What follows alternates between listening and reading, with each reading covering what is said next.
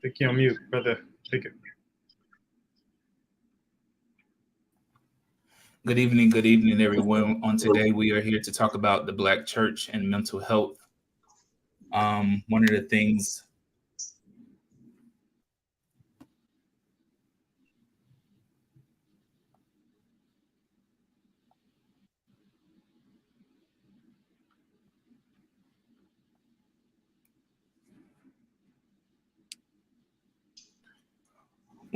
in the Black community that we're seeing quite a few of is mental health not being discussed in the Black church.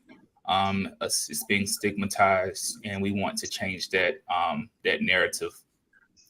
One of the things when I took a break from pastoring for 7 years is that I was noticing that a lot of pastors preaching every Sunday, going home and committing suicide straight from the pulpit. And we want to open that dialogue up.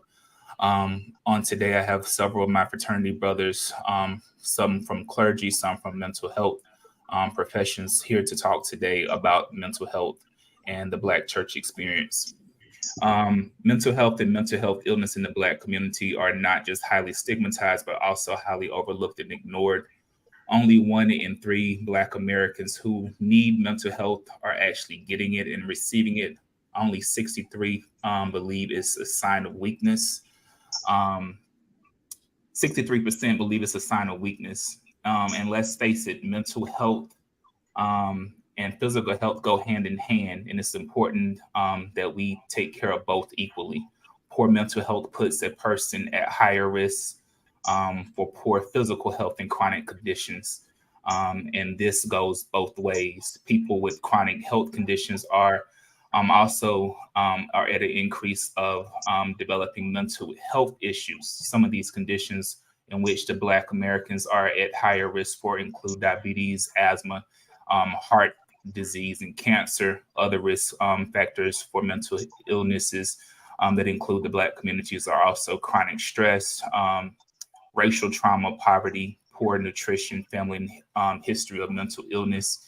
And the Black community also receives poor quality of mental health care. It receives less access to cultural competency care. This puts us at a greater risk of being misdiagnosed and having their symptoms ignored altogether. For the Black community, common mental illness symptoms experienced by the Black community include depression, anxiety, bipolar, and schizophrenia. On today, we have several people here to discuss this with us. I'm going to let them introduce themselves. I will start from the top. Marcus, will you introduce yourself and your background, and we'll go straight from Marcus to Al, to Robert, and then to Stephen. Sounds good. Okay. So yeah, I'm Marcus Robertson. I'm a mental health therapist. Have been for roughly about 13 years now. Work with all types of populations. On my own practice, if that means anything.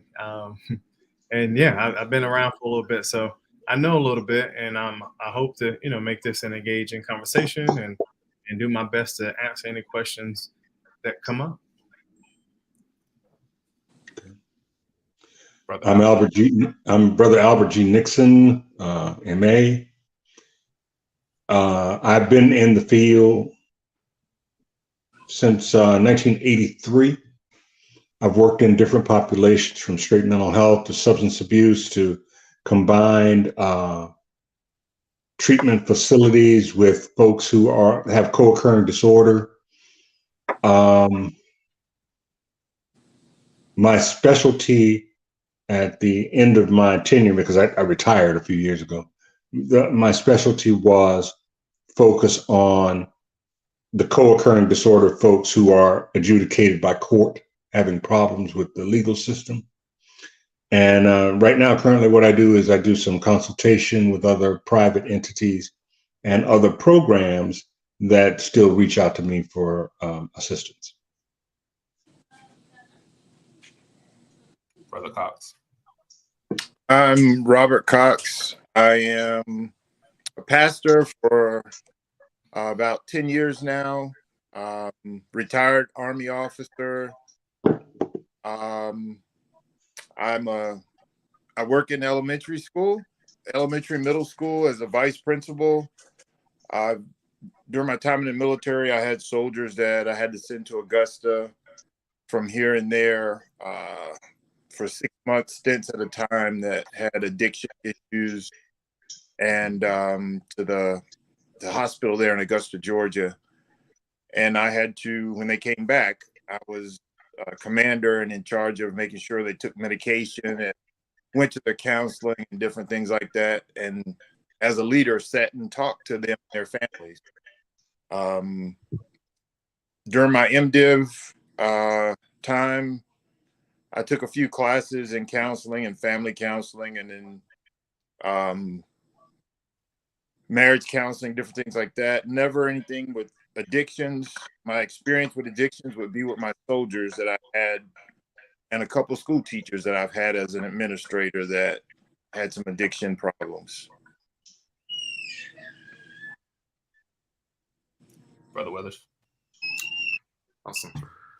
Stefan Weathers, everyone, or Reverend Stefan Weathers. I am currently a community organizer with Democracy North Carolina, working primarily on voting rights, but I am literally in the most recent years have been a associate pastor in Brooklyn, New York at Emmanuel Baptist Church, where I served as the youth and young adult pastor. So I covered, youth ages 12 to 18 and adults in their 20s and their 30s. And so, a broad range of folks, but also in large part my peer group as well.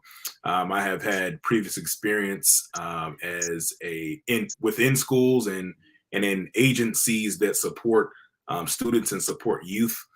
So that is something that is certainly a passion of mine, is to see young people be able to reach levels of flourishing and thriving, and because there are so many, unfortunately, obstacles to them doing so.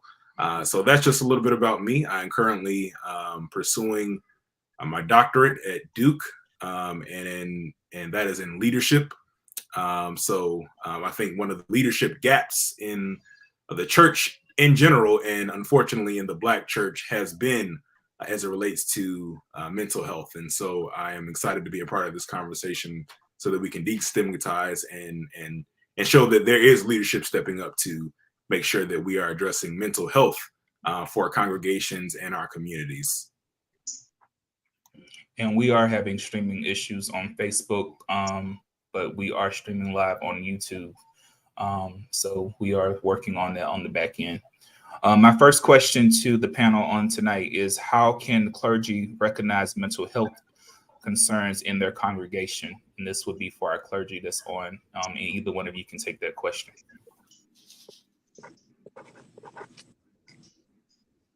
I would say don't try to stigmatize people. Don't try to treat something that you're not qualified to do. Once you've talked to people, make sure you point them in the right direction, and do follow up to help to make sure that they are seeking help. And if you need to, go with them if they need the support. But never try to call something that it's not. And often my dad was a pastor, my granddad was a pastor. Often you would hear people label things as something else besides mental health. And I think we need to call it what it is. And try to help people get the right help that they need. Yeah, I think it starts in similar ways. I would echo what Pastor Cox is saying, but I believe it also starts with actually knowing your people. So it is you. I mean, some folks might be surprised. I'm very matter of fact. So some folks might be surprised, but you would, a lot of folks who are leading and pastoring don't necessarily know their people. And so I would first say that you have to, in large part, know your people. And from there, once you know your people, you can actually begin to engage with people on a greater level, and to find out some of those things, what is actually going on in people's lives, what is going on in their with their families, and what is going on in the overall community. A lot of our churches often are detached from community, and so that could be the unhoused population that is literally surrounding the four walls of your institute, of your church, the physical building anyway. And so I think that all of that is important, as far as being able to know and address mental health concerns. I also think that once we get out of, we know your people, your community, the surroundings and all of that. Again, 1000% echo what Pastor Cox is saying. Have people, or be connected with those who are licensed mental health professionals, whether it be psychiatrists, whether it be psychologists, whether it be social workers. Like, be connected with those people so that you are able to refer people. If that is your background yourself, then that goes without saying. But if that is not your background, being connected with those people or people in those professions helps you to point your people in the right direction, and that is the ultimate way that you can, of course, address the concerns or help to address the concerns. One of the things when I put this panel together was to make sure that I also got age differences within both professions, because there's definitely a different perspective in the generations. So it's really unique to hear that coming from the age differences. My second question to the panel: why has there been such a disconnect in the Black community and mental health treatment? And this is for our clinicians. There has always been a disconnect with the Black community and mental health treatment, and why is that? And I think we can open that up to everyone on the panel, but I want to start with our clinicians. Okay. Well, so I guess I don't want to go back, but just to kind of, piggyback off the first question, I wanted to add in just kind of educating, like just ongoing education, right? I think although I'm not a clergyman, just kind of like always, educating yourself to kind of understand, you might be able to kind of see someone who it might not be a shout out, that might be shout, but it's a different tone. So kind of going back to what Brother Weather said, he said, hey, knowing your people, I think one of the biggest things is we can always educate, right? We need to understand what depression looks like and, some other things. But going to the current question, right? I think one of the biggest, one of the reasons why there's stigma, why has there been such a disconnect, is the stigma. That's one part. I'm not going to take all the time, but stigma, right? You got to be crazy, right? You got to be crazy to go to therapy, right? One of the things I counter that is you got to be crazy to go to a doctor, I guess, then, right? Because we're doing some of the same things, right? But also, I think the biggest thing, and this just comes from looking at it from a historical perspective, right? We've been, a people who've been abused and bamboozled, kind of tricked, right? Tuskegee syphilis experiments, right? We have this distrust, and this is one of the components. So, outside of the stigma, I think looking at it from historical context, this is two of the reasons why there is a disconnect with our community and mental health. I'm going to agree with that, and even more than that, we have been conditioned and traumatized as a people for so many years, and the disconnect sometimes within our community is that we've watched people in families and people that we've known who will say, well, we're going to let Uncle Jimmy lives here, but we're not going to let Uncle Jimmy, we're going to bring Uncle Jimmy his food and keep him upstairs because we don't want Uncle Jimmy to get out and people find that there's something wrong with him. And that's within our community. That's within some of our families. The disconnect for most of us comes with not knowing mental health, not understanding mental health and substance use, and making excuses for it. I mean, there are people who have, very clearly defined mental health diagnosis when seen by a therapist, by a psychiatrist, and people won't mess with it. They will let them run around and do whatever they do, and they'll just say, "Oh, they're just touched." That's what my grandmother and them used to say. He's just touched.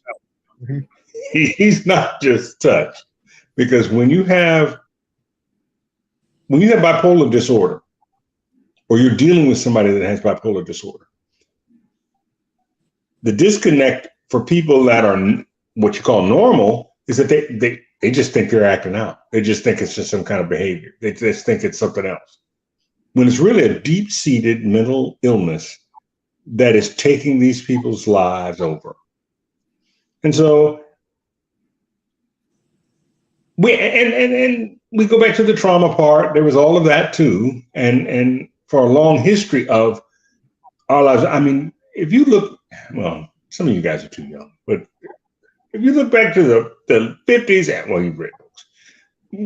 You look back in the 50s and early 60s, and you watch the transition from Jim Crow to civil rights. And you watch how people kind of stood up, but people were very tentative about it because they weren't sure what was going to happen next. So and if you don't know what's going to happen next, or you don't understand what it is, or you don't have the knowledge of what you're seeing in front of you, you're timid. You're timid, and you don't want to deal with it most of the time. And that's what happens in a lot of our communities. I'd like to chime in, and can I chime in real quick? I pastor in Wayne County, and there's a hospital there, Clergy Hospital. Mm-hmm. And for several months, I would pass this building, or this set of buildings that looked like a ghost town. And finally, I stopped in front of a historical marker, and it said on the historical marker, "Mental Health Hospital for African Americans." Yep. And so I started asking questions. And for people that look like us from all over the state of North Carolina, that's where you ended up. And it looks like a terrible place to have been in. And so Uncle Jimmy, like you said, Uncle Jimmy was kept at home, or Aunt Jenny was kept at home. If we could do that, if families could do that. And if I had a choice to send somebody from my family to Clergy Hospital, I probably would keep them home too. But the other thing I wanted to say was this. For a long time, I don't think we've had the insurance and the access to be able to get the right treatment or the right care. And currently in 2023, when I was in Durham Public Schools, I would hear that question asked a lot in IEP meeting about insurance when kids needed outside treatment, whether kids had the right insurance and if they were able to get treatment outside the school. And then one of the things Dr. Mumbinga did was he came up with the idea of, well, we'll hire the people and have them at the school, and they'll come to the schools to treat the students, whether they have the insurance or not. And that was one of the best things, because there were lots of children that had serious mental health concerns. More than anybody had known. Yeah. Right. Mm-hmm. Lack of insurance, lack of access is a big thing. And not even only that, but you didn't have providers that looked like you. Right. So there was a lack of trust of going to a provider that didn't look like you. Mm-hmm. It's true. And even an unspoken thing even now is that, depending on the type of insurance that you do have, you may not have access. You may still not have access to a provider that looks like you. So, that may be also maybe a tiny elephant, but the tiny elephant in the room as well as it relates to that. And so I wanted to link the first two questions that you asked because I think it's important to highlight the fact that the way folks preach and the way folks engage, the traditional type of things that we think about in terms of church preaching and Bible study and even some of the fellowship events, how you engage that stuff as well in terms of, does your preaching actually talk about mental health? Does it recontextualize? And that's such a fancy word for everybody streaming.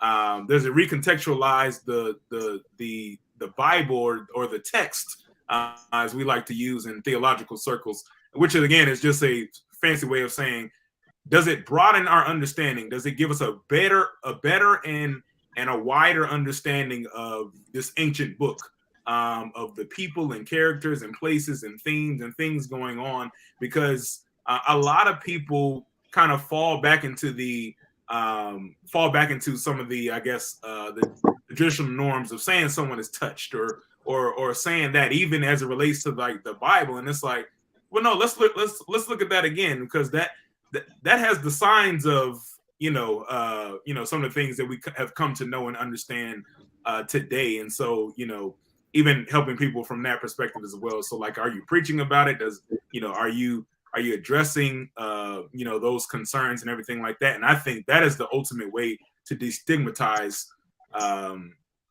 mental health is through preaching. Is through being able to go to scripture and say, this is what the word of God has to say for those who, or families or whoever who may be dealing with, mental health crises or just mental health issues that we haven't had the language, we haven't had the tools to deal with before. Marcus, did you have something you wanted to add? No, not at all. I was going to say that's okay. In our field, we normally call that normalizing, right? The more usage of the terms, it becomes normal, right? So that's all. But I didn't need to add anything. Okay. That leads right into my next question: is how do you see our cultural background influencing our communication and treatment? How do you see our cultural background influencing our communication and treatment? We're a traumatized people. We are.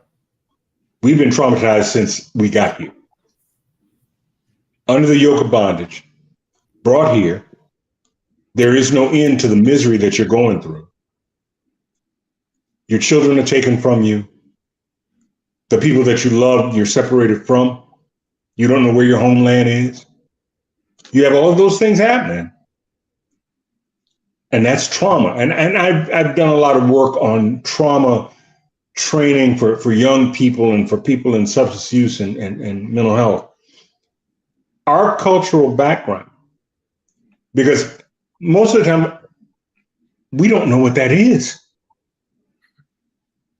Our cultural background was given to us, handed to us by the people who held us in bondage. Now, granted, there were some freed people that were here, but the majority of us, this was our thing. And when you see people talking about, well, now we're free, you can get whatever you want, you get your 40 acres and a mule, you get whatever you need, and off you go. But it's not that simple. It's never been that simple.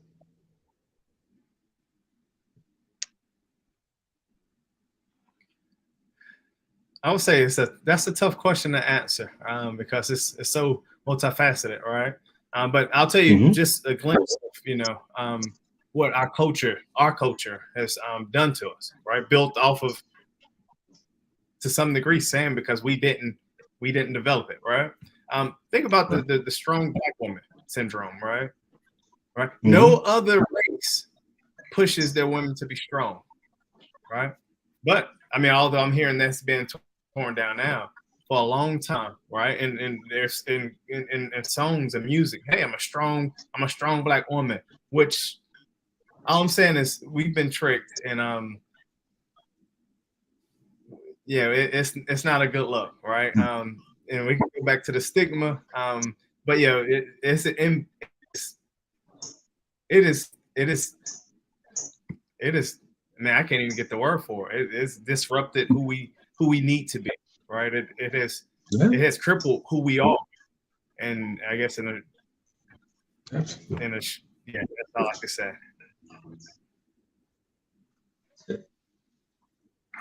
Yeah, I think to Marcus's point, I think the ultimate word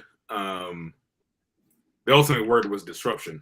From what Marcus was saying, like the entirety of, I mean, if you look at, I don't want to get too deep into this, but when you think about disruption, literally the transatlantic slave trade was a complete disruption. Now before that, there was no such thing as like race in terms of what we know it as now. There weren't black people, there weren't white people. We know that was invented, and that's the lived reality we have now. Like there's no separating that or trying to pretend like that's not something that exists. So that was a complete disruption to an entire what became known as black people, or those who are we all have our origins from Africa, but those who are identifiably based on their skin and phenotypes, all of that other stuff, as African, like those descended from the continent, see that was a complete disruption to the entire continent. They say that, or scholars even suggest, like those who like research, that even suggest that even population-wise, the population size of the continent would be exponentially more than it is now had it not been for slaves. So anyway, as we go now to the American experiment, the American experiment has been carried out on our backs. So to the point that we are a traumatized people. I think that not only have we been duped, as Marcus was saying, but like it's not even about being duped. It's about how the societal and systemic structure forces you to be a certain way. So the strong black woman narrative, that's not something that, and of course Marcus was saying, like, a lot of many black women I know seek to kind of dispel that. Like I don't want that, but that is something that has been forced upon, and when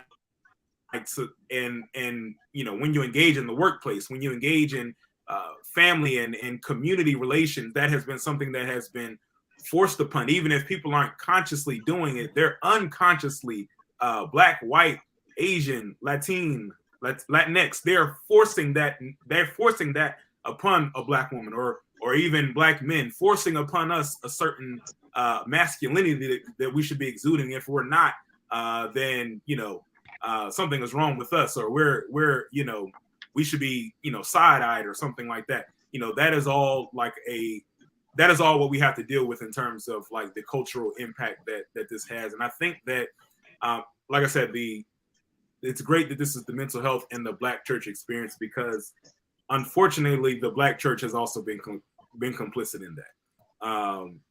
We have given in to the narrative that you can just pray it away.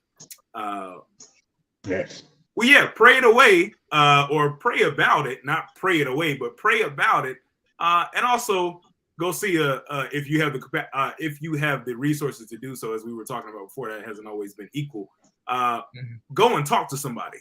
Go and talk to a professional. So pray and talk to a professional. Like the 2 P's: pray, professional. Like that is something that has long since been in the Black church, something that we have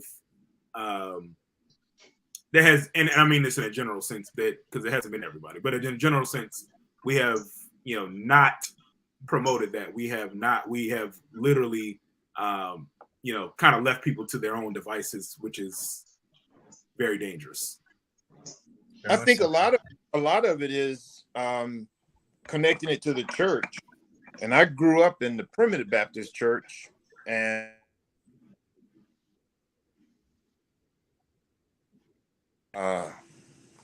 and some other churches, United Methodist. But growing up in the Primitive Baptist Church, it was not, as a child, it was just something that wasn't discussed.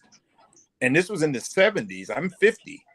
And then you turn to now and you see the number of people that you can look at and say this is a mental health issue, but yet for years, and some of the people that were in the pulpit had mental health issues.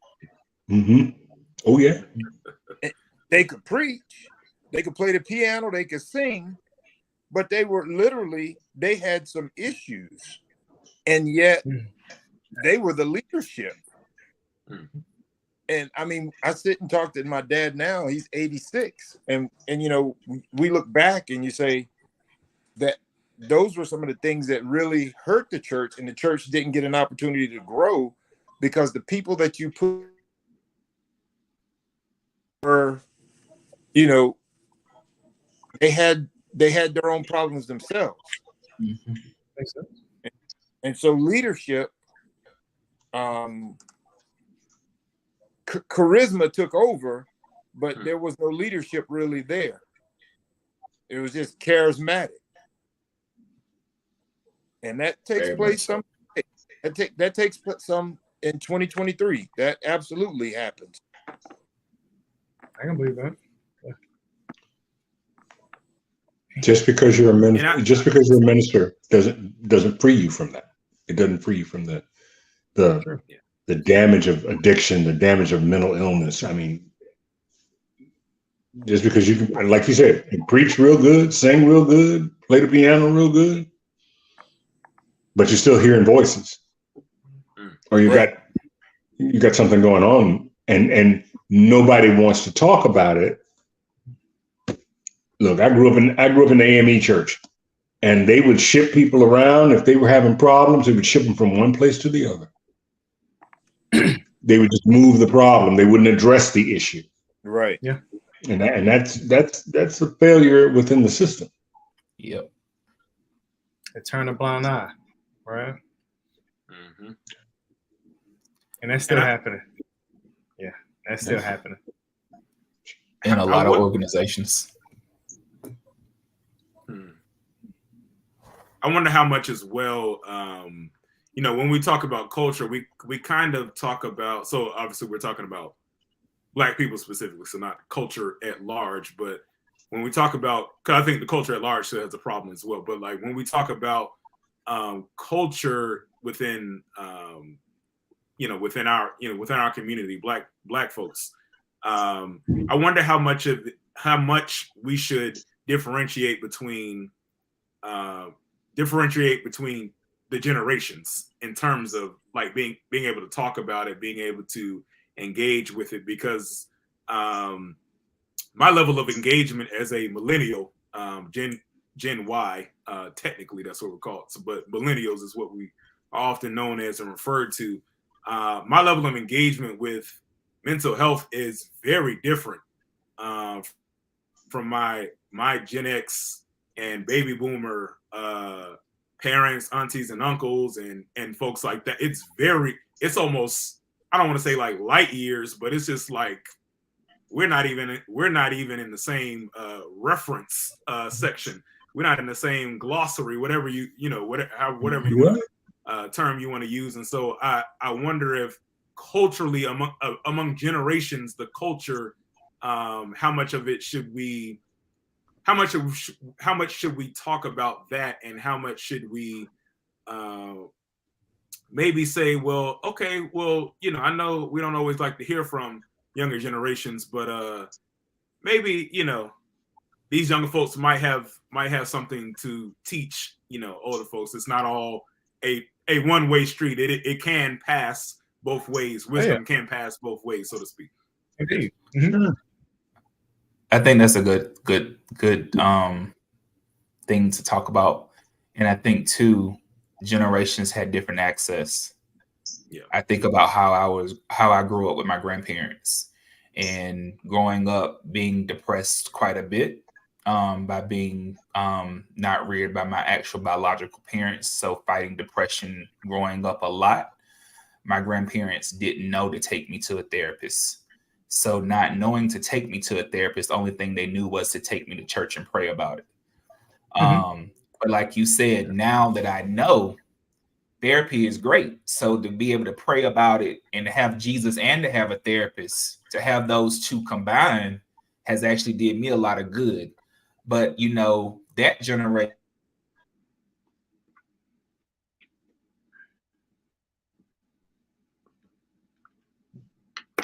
wasn't a part of their growing up. They that was a part of the system they didn't really trust.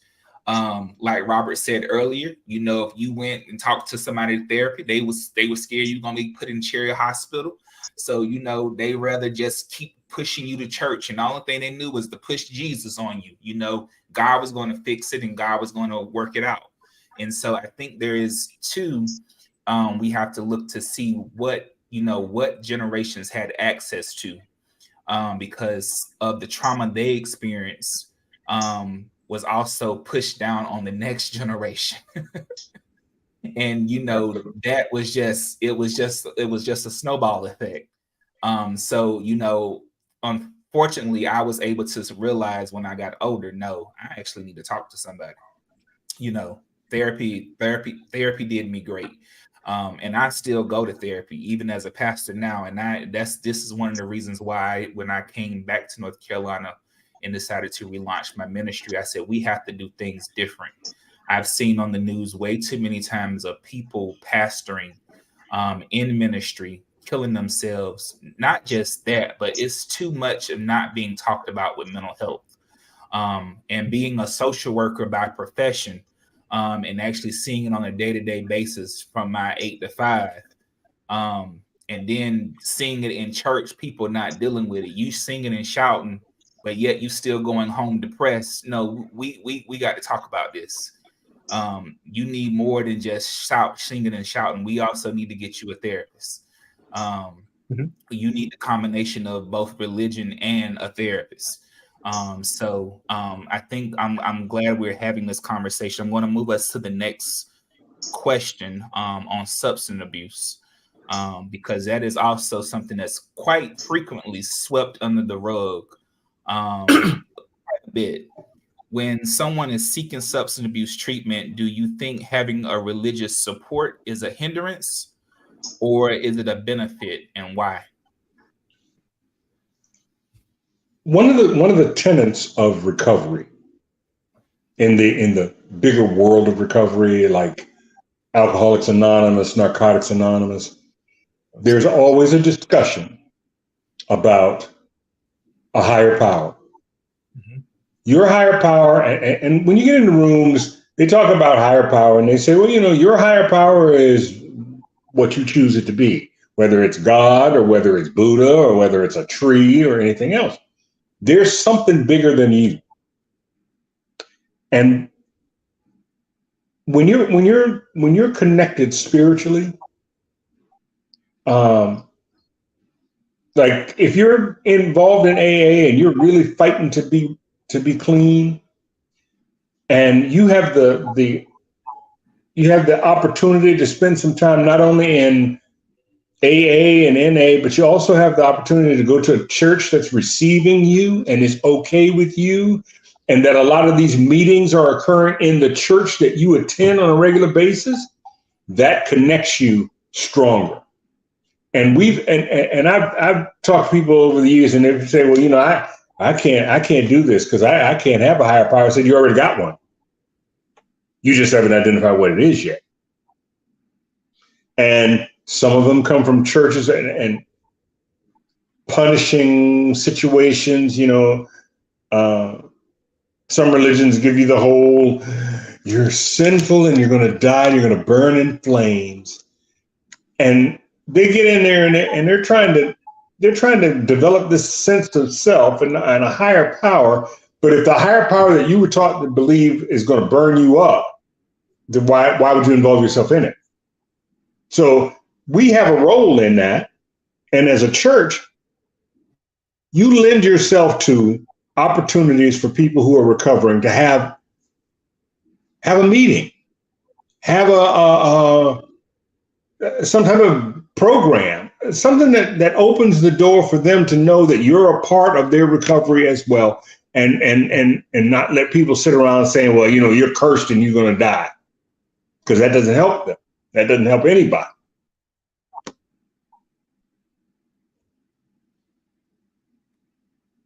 I'll chime in if I can real quick.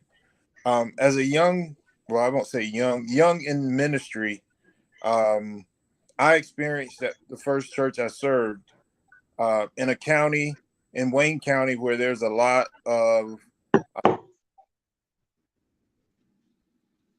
methamphetamine, and and I'm a open to whoever comes to church person, and I don't care what you wear, I don't care what you look like, I don't care what language, the door opens, whoever comes. And so I've had 2 or 3 people recovering from heroin addiction, and when people first came, I remember when one lady first came, I remember my dad saying, this is somebody's child.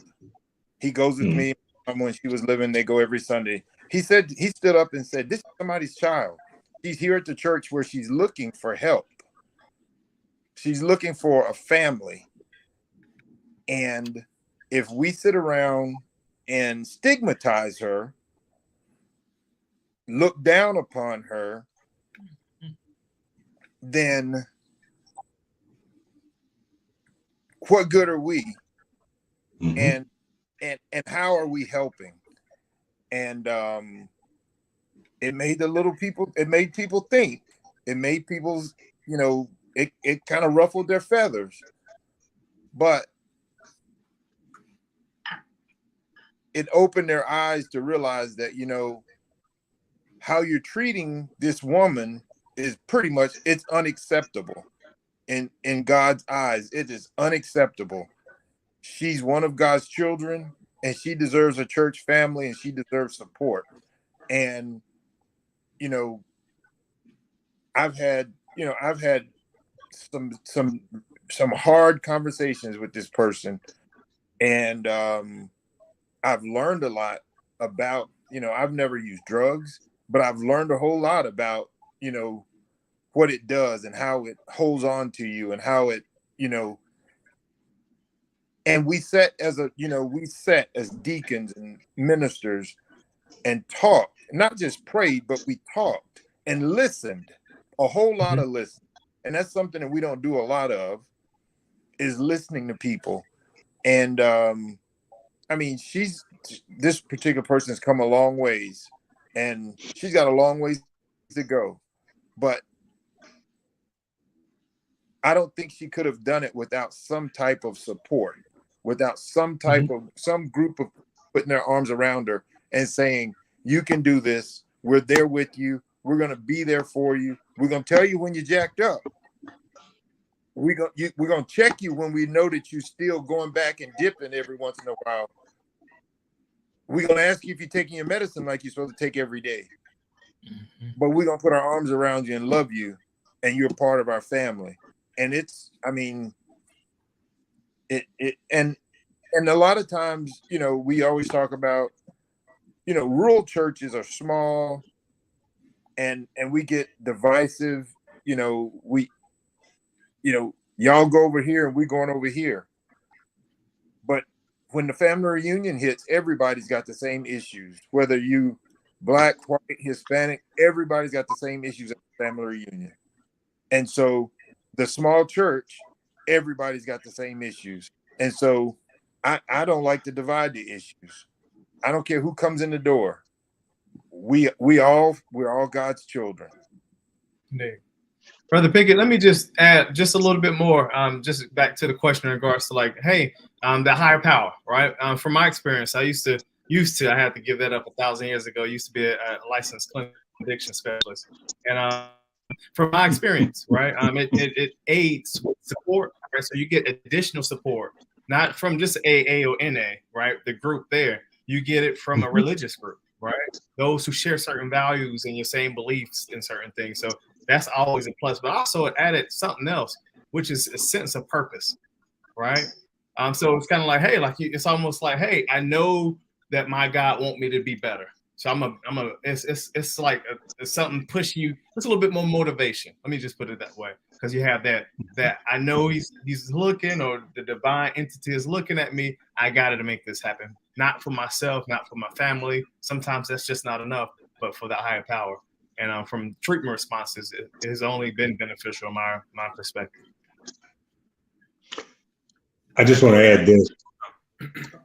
I just wanted to add this. It does come back down to you talk about Jesus, God is love, right? God is love. And in the rooms of AA and NA, there's a saying that people use all the time. Keep coming back, because we will love you until you learn how to love yourself. Isn't that the same thing? Isn't that what you want from a church? You want somebody to love you and care for you, even when you don't do it right, even when you make mistakes, even when you struggle. And that's the whole tenet of what we should do as a organization. You were gonna say? Yeah, no, I think that might have taken what I was about to say. I think it's just about Okay, so let me back up. To actually answer the question, I think I would put an asterisk next to it, because I think that it depends. And so is the religious life that either you have come to understand, or the community that you're a part of, is that a place of, as Brother Al said, is it a place of love? Or is it a faith of love? Does it exude love? Jesus said the two greatest commandments, from a Christian's perspective, is to love, God with all of your being, your heart, mind, soul, all that is within you, and to love your neighbor. The second is to love your neighbor as yourself. So is it that type of community, or is it I think, Brother Nixon, you were referring to it, is it the hellfire and brimstone? Is it if you break this rule, are you condemned to hell? Is it is it very judgmental? Is it all of those things? And so I think that it really depends on what your engagement with the religious or spiritual life is, that is either a benefit or a hindrance.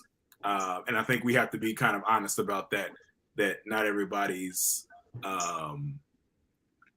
it wouldn't have a beneficial effect for a lot of people, because of the way that they either by growing up came up in a faith, or even if they had no dealings with the church except through people who were judgmental to them, like they didn't grow up in church or anything like that, but what they received messages from people were not things that were loving.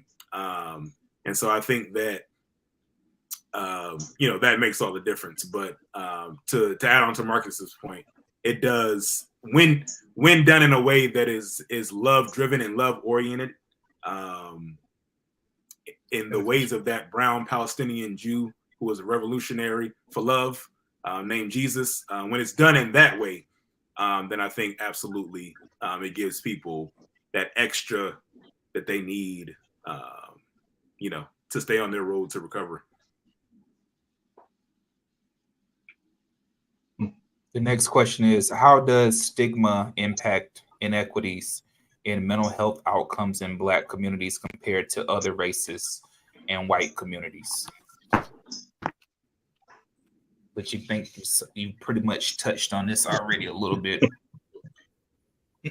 I can make it brief real fast, right? But just going back, I would say, it prevents us a great deal of time to go into like looking for the assistance or getting the assistance that's necessary, right? Once you're in there, sometimes you drop out. I don't need it, or I don't trust it, right? So still getting past that initial trust factor, right? And then, especially I was going to say, seeking it, getting it when it's necessary. And sometimes when we don't, we go to substances, right? Self-medicating we find other ways. So those are just a quick little 3 right there, right? Not staying, completing the entire, I guess, process, and just dropping out holistically. Yeah, I think that to that point, Marcus, if I've been, it's kind of one of those funny things now, or that I'm seeing more of over the past few years, where we're kind of okay when it seems like this is how the stigma affects us, is that a lot of folks are more okay when it seems like, oh, this person is in crisis. Like, clearly something is happening, something is going on, or it's just not good. So they're kind of good with the person, talking to someone then. But we have this kind of imagination, so to speak. That's a kind way of putting it.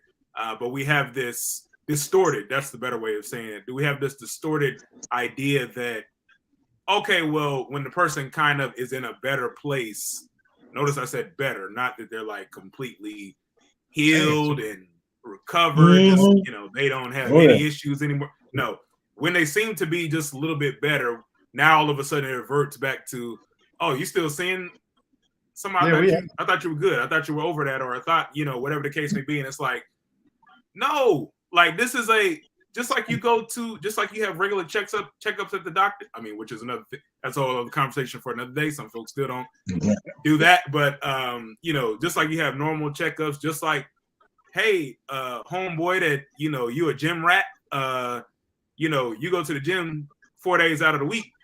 This is the same thing. Like, you're maintaining, just like you maintain your physical body in that sense, you're maintaining your mental health. Like, the ways that we have separated, which honestly, I'm gonna throw this in here as well, which is really a white supremacist framework. The idea of separating like body, mind, spirit, and all of that type of stuff. Like, I don't think, even if we haven't had the language for that, Black people have traditionally not done that here in America specifically, but even in African traditional religions as well, that was not the case. There is not this separation. And so I think that we have, unfortunately, just been inundated with that white supremacist framework that it has to be this or that, or these things are then separated. So your mental health is then separated from your physical health. So we think that the two don't affect one another, or your spiritual health is disconnected from those things as well. So we don't think that these things, we think that we can compartmentalize all of them. When in reality, one affects the other. People do not fully understand, and people will call you crazy for even, bringing something up. A lot of people's physical, the physical manifestations of sickness, or especially like chronic stuff, a lot of that has origins in people's mental health, and we do not talk about that enough as well. If that is not good, it's going to manifest in different ways, and sometimes that will show up in your body. Without a doubt.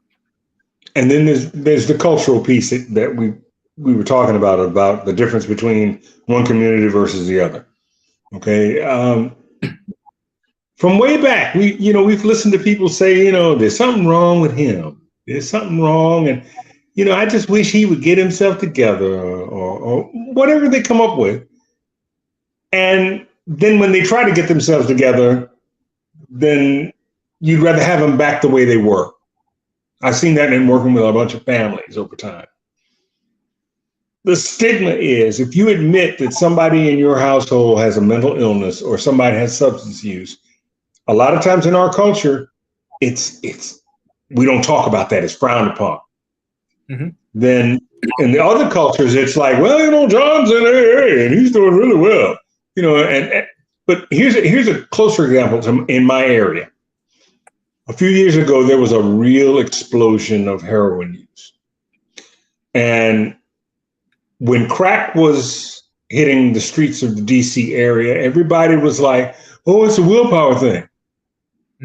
There's something wrong with that. There's something wrong. When heroin hit the suburbs, those folks were like, oh, poor Jenny and poor Johnny, they're shooting heroin. We must get them some help. But then we had all this, we were trying to get programs for people that needed it. We had community outreach from churches in our area that wanted to assist us in helping the folks that were smoking crack whose families were broken. They didn't want to do anything with that. They waited until these other folk fell apart, and now they want to fix them. So the stigma's still there, as far as we don't want to. We're at the point now we're starting to understand we have to protect our own. We have to do things in our neighborhood, and we can't just act like, oh, we're going to hide them in the closet in the back room. It's right in front of us, and it's hurting not only them, it's hurting us, it's hurting their children and the next generations that come along. Because if you don't have parents that are available to do their thing or be responsible or be enlightened, then where does that leave the children? Where does that leave the family? In the same boat. I just talked about this a couple of Sundays ago. I did some numbers about violent crimes and homicides in Durham, Wake, Fayetteville, Goldsboro, Wayne County, and we were like 6 to 10 a week for a stretch across the state. And I said to the church, I said, we don't have to worry about the death penalty because we're doing it for them ourselves. Wow. We will literally not have any young black men to be with young black women in this country because they're killing each other on the streets, and the system is allowing it to continue instead of addressing it, instead of addressing the root causes: economics, drugs, education, and the same thing goes with what you just said about drugs. My dad's from Mount Airy. One of the funeral homes there, Mr. Eddie Spencer, he did my mom's funeral, he did my daughter's, and I was talking to him, and he said, I'm carrying fentanyl overdoses from Surrey County to Raleigh for autopsies, and there's more money being pumped into Surrey County now for fentanyl and methamphetamines, but when crack cocaine came to Mount Airy, nobody could care less about black folks. And you see the politicians put bills up on the floors in the state house and in DC, in the Senate, and in the House of Representatives. They put bills on the floor, billions of dollars, to fight fentanyl and oxycodone and methamphetamines. But you never saw them say, we got to address what's going on in Los Angeles and Chicago and Detroit and Charlotte with crack cocaine. It never happened because they didn't really care, and they still don't care. Yeah, I would say that in relation to that, like, the system isn't allowing it. The system has already created the conditions for it to continue. Like, and so it is the system is kind of like Run the house, done the job. Now, hey, everything is going to fall into place how it needs to. And so, our bodies are policed. So our addiction, I should say, is policed. But white folks' addiction is not supported, but is treated. That is the bottom line to what this is, and so that brings in a whole lot of things. But I'm gonna keep it there. But like that is the baseline: is that our addiction is policed. White folks' addiction is, of course, treated. But could you imagine if all these black churches, in our area reached out and said, we're going to stand here with our folks. We're going to help them. We're going to devise programming. We're going to get some help from over here with these folks over here, not requiring the government to do anything, but to collect people who have the skill and the certifications and the talent to help these folks navigate early recovery. Mm-hmm. It'd be amazing. There wouldn't be any stigma because they're the ones who are driving the programming to say, we're going to help our people. We're going to help our youth. Jamal Bryant in Baltimore and the gun violence and dealing with these young people that are just killing themselves. He didn't go over on the other side of town. He stayed in his neighborhood and he started working with those young people until they decided that they were not going to do anything to better their position. But he never gave up on them. He's still out there doing his thing. Mm-hmm. Well, that's the Black church at work. That's a whole nother playing field because that's sacrifice. And I think a great deal of the time we get in our little positions, we get safe, and we kind of like nah, I don't want no problems with that, right? Like made it out. We take the same thing at the dominant, race in the United States, at least it's taken on, right? Hey, nah, I made it out. That's them over there. Leave that riffraff instead of, one of the things I admired about James E. Shepherd, right, is he lived on campus. We need those type of mindsets to come back, right? I don't want to leave the hood. I want to better the hood. But I mean, the hood's scary. You know what I'm saying? Like, right? And I was listening to Ice. I'll give you this real fast. I was listening to Ice. He was like, back to did you hear this one? He was like, I don't go back to the hood. And somebody was like, why not? He was like, man, because when I was coming up, people recognized me, but these new youngins, they don't care about me. They forget all the history, forget what have I done for the community. They don't know me, and they take me out of here. So I understand. Like, let me put it this way: I understand. That's all. That's where I'm in my space of just trying to understand different perspectives, and I understand, but it will take sacrifice, and it is definitely needed. Man, it's definitely needed. That's all. I'll leave it at that. And if we don't have anybody else we can depend on, where are we left? It's us. Sure. Mm-hmm. It's got to be us. It's got to be our community, our churches, our folks making that decision, our schools, our stuff, to make this stuff realistic, make it better, make it for us to be able to navigate for this next generation of folks. Hey, it's okay for you to be sad. It's okay for you to be depressed. We got somebody you can talk to about it over here. Mm-hmm. Yep. And talking to our children that way as well, Brother Nixon, like that's one thing my wife and I, just in our individual, but I've done this with, kids who aren't mine, but like just with our son, like, yeah, let's talk about that. Why are you sad? Like, or just not making it as though he shouldn't be sad, he shouldn't cry, like blah blah blah. And I don't even mean like just from a masculine perspective. I mean from people are like, kids are told like, okay, just stop crying. You need to wipe your tears. It's okay. Like it'll be like you're fine. Blah blah. No, I mean let's talk about what just happened. Like he's able to, as a 4-year-old, he just turned 4 this week.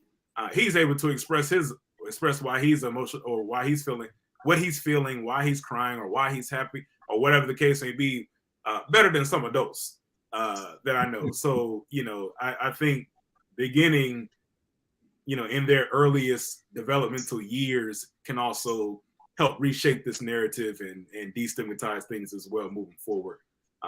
So. My daughters were raised by 2 therapists.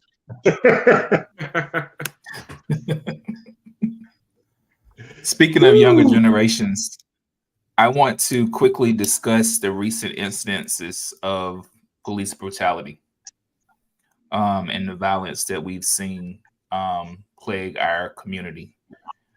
How should have the church responded to help generations mentally prepare after constantly watching over and over young Black people being murdered over and over? How should the church have responded to mentally prepare our young people?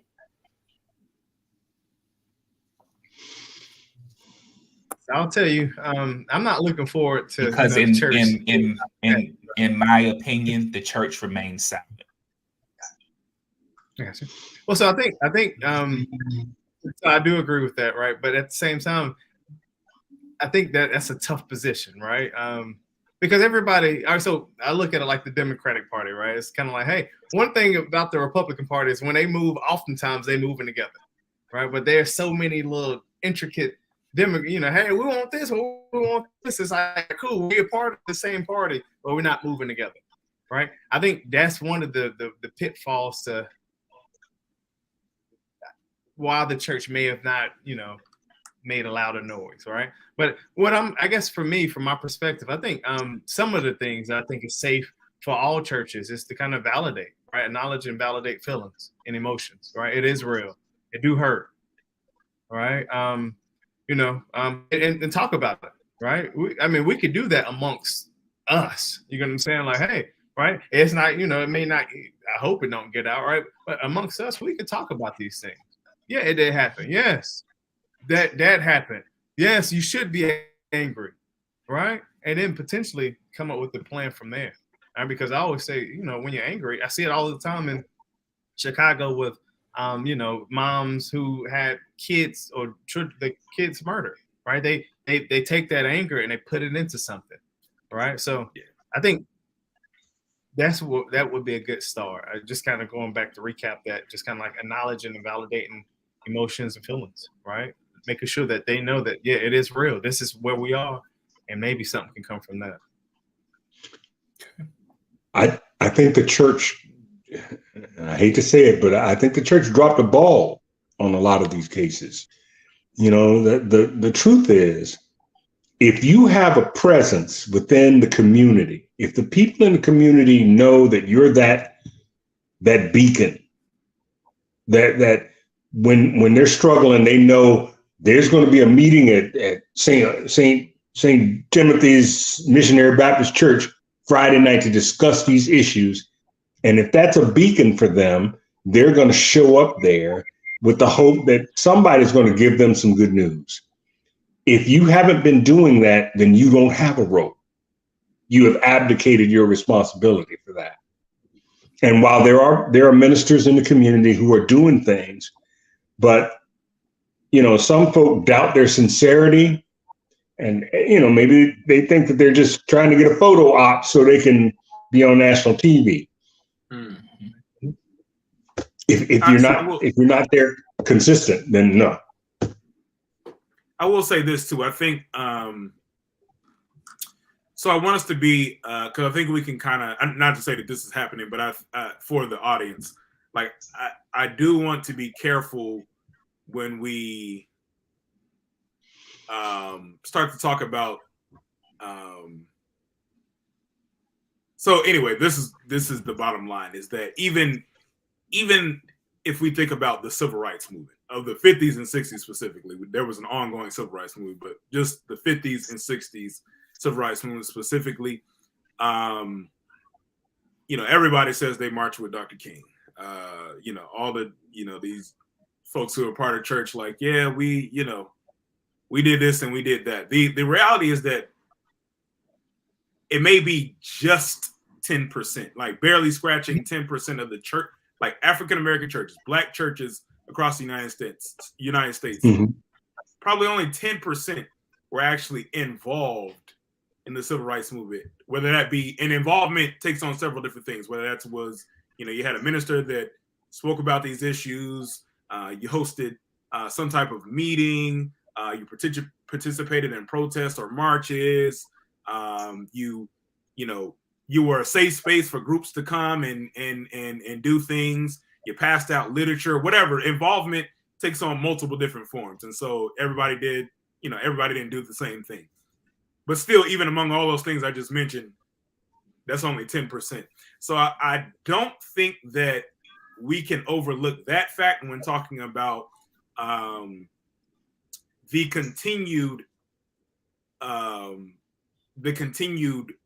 police killings and brutality that we see, that we now see on almost what it seems like on a day-to-day basis, because we have smartphones and because we have YouTube and we have social media, because we have all of these platforms that can make things go viral in an instant. Like, we have access to all that now, and that's why we're seeing it on such a constant basis. But it's always been going on. It's been an ongoing struggle. So I take my cue from Scripture. Of course, I don't want this to always be the case, but I take my cue from Scripture, where God always leaves a remnant. There's a theme, particularly in the Old Testament, where God always kept a remnant. So it wasn't as if everybody was just out here wilding. There was always a remnant of folks who were still faithful to God and would speak to the people saying, hey, we need to be doing this. Like, we can't continue on like this. And also, even, it's talked about in the New Testament, the harvest is plentiful, but the laborers are few. It's not always going to be kind of like this consensus thing that we see. But I do believe, as Brother Nixon said, the ball has been dropped. And I think in large part, we have to also connect it, as I spoke about earlier, to that very civil rights movement, because we have folks that view so Black Lives Matter, for instance, and I mean the broader movement for Black Lives, not just the Black Lives Matter organization, but the broader movement for Black lives, to push the narrative that Black Lives Matter. There's a whole lot of church folks and church leaders that do not support what is taking place, and it's purely from the perspective of it's not church led. It's not they don't think there's a unifying leader, which is they're taking their cues from the civil rights movement, which is a revisionist history of the civil rights movement, because Reverend Dr. Martin Luther King Jr. was not the singular leader of the movement. Pretty much, I mean, most prominent, obviously, but not the singular leader. And then, like, there's the reality that not only based on their it not being church led and not being like this leader that we can rally around, but also the tactics or even the language chosen or the and I'll end with this, but just the type of language that a lot of church folks are uncomfortable with, or church leaders are uncomfortable with associating themselves with. Even like, somebody being so upset that they're using profanity. Hey, that's not a reason to then separate yourself from a movement. And I think that goes down to what we call respectability politics. And so I think that some of that respectability politics is in all of what I just described. And I think that has been, Brother Nixon, why the ball has been dropped, because we have too many churches still committed to respectability politics, which has never served us and will not free us. And so I always say the saints will be free one day. And I think one of the ways in which we can do that is by getting rid of respectability politics. And so, yeah. Our last question for tonight. What can we do individually and collectively to bring about meaningful and long overdue change to improve outcomes in the lives of the Black community? Man, that's a question that's a 30-hour question. That's a whole program. Just give me 2 points. It's a setup.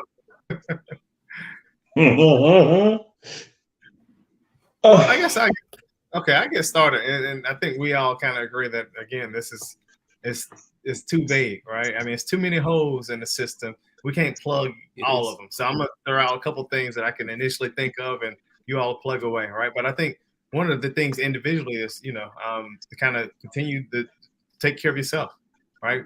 And I mean, we do collectively need to get away from the me and mines. Back in the, I don't know, when my parents are coming up, you get beat by your cousin, your uncle, you know, if you made a mistake, everybody gets you, right? Everybody getting a couple licks in because you embarrassed it. So community, we got to get away from that. So I guess that's number one thing, right? But going back to individually, you got to take care of yourself. All right, keep you know, find that balance. Physical health, right? Figure out, hey, what serves us best to ingest, right? Because I mean, it's so many things killing us on a day-to-day basis, right? Oh, that McDonald's trip, and I love McDonald's, but yeah, all right, now I ate that burger. I already know I done lost about 3 days off my life, right? All right, that's physical health, right? Hey, stay healthy mentally, right? Find the techniques, right? Join some groups, right? Social groups, whatever's gonna keep you healthy. And I hate to say it, but financial health, right? Because that's one of the biggest pitfalls that pushes us to the depression or the anxiety and all that stuff that creeps up on us slow, but causes dramatic effects physically and also mentally, right? So individually, we can definitely do that. Like I said, collectively, and we got to we got to get together, right? We gotta find ways to kind of connect. And like Brother Weather said, you know, you know, there was the whole movement of the talented 10th, right? I'm not expecting everybody to join the movement, but even the 10%, we need to start connecting and making moves as a collective. So what that like, I'm still trying to figure it out, man. I feel like I'd be a trillionaire if I can break the code, but you know, little groups here and there, you know, hey, add one and bring one, and hopefully that might solve the equation. I agree with all of that. The things that I would add to that would be people need to educate themselves about, you know, the things that pop up in their lives with their children, with their grandparents. You know, if you think about it, look at how much people are struggling with the whole concept of Alzheimer's and dementia, and how this whole generation of folks are struggling because all of a sudden their mothers and fathers don't know them anymore. They're angry and they've never been this kind of way. And people, educate yourself on the changes in your life, the changes in the lives of other people. And I saw this on YouTube, and I'll leave, and this is my last piece. I saw this on YouTube, and I have really started to practice it. When you see people that look like you walking in a store, speak to them. You don't have to have a whole conversation. You don't have to have brother, let me ask you some questions about who you are and where you come from and all that. Look at them, respectfully look at them and say, hey, brother, how you doing? And keep going. And if we do that, if we start doing that, then it becomes, we're not just a bunch of angry black men, black women walking around the face of this earth. We are people that are connected to other people just by the simple thing of, hi, brother, how you doing? Hi, sister, how you doing? And it's not about hitting on nobody, and it's not about trying to, you know, get along with everybody. It's more about making yourself feel better for the fact that I don't have to carry that around with me anymore. I can just be, there's a brother that a guy that looks like me. And how you doing, bro? Mm-hmm.